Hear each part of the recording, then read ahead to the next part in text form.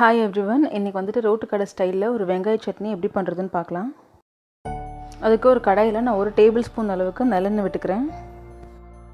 இது நல்லெண்ணெயில செஞ்சா தான் நல்ல டேஸ்டா இருக்கும். உங்ககிட்ட நல்லெண்ணெய் இல்லைன்னு சொன்னா நீங்க சாதா எண்ணெய் யூஸ் பண்ணிக்கலாம். அந்த எண்ணெய் காஞ்சதும் 1 டீஸ்பூன் கடுகு, 1 டீஸ்பூன் உளுத்தம் பருப்பு சேர்த்துக்கிறேன்.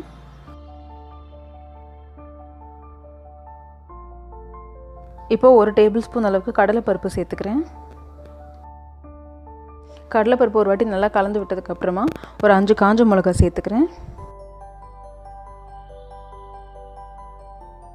காஞ்ச மிளகாய் சேர்த்து ஒரு 15 செகண்ட் போல் வறுத்துருங்க. அதுக்கப்புறமா வந்து நான் 3 மீடியம் சைஸ் வெங்காயத்தை ரஃபாக சாப் பண்ணி வச்சுருக்கேன். அதை சேர்த்துக்கிறேன். சேர்த்து கொஞ்சம் நல்லா வதக்கிக்கலாம். வெங்காயம் சேர்த்து கொஞ்சம் வதக்கினதுக்கப்புறமா நான் கல் உப்பு சேர்த்துக்கிறேன்.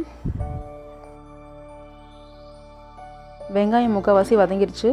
இது கூடவே நான் ஒரு 10 பல் பூண்டு சேர்த்து நல்லா வதக்கிக்கிறேன். கொஞ்சமாக வந்து பெருங்காயத்தூள்,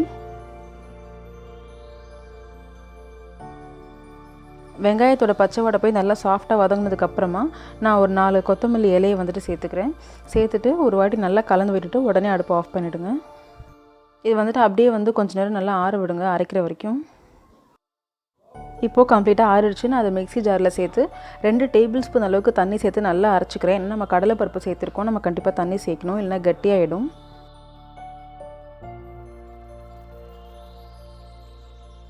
ஸோ அவ்வளோதான், நம்மளோட ரொம்பவே டேஸ்டியான ரோட்டு கடை வெங்காய சட்னி ரெடி. இது வந்து நீங்கள் நார்மலாக செய்கிற வெங்காய சட்னியோட இது ரொம்பவே சிம்பிள். இதுக்கு தாளிப்புலாம் எதுவுமே தேவையில்லை, அவ்வளோ டேஸ்ட்டாக இருக்கும். ஸோ கண்டிப்பாக ட்ரை பண்ணி பாருங்கள். தேங்க்ஸ் ஃபார் வாட்சிங்.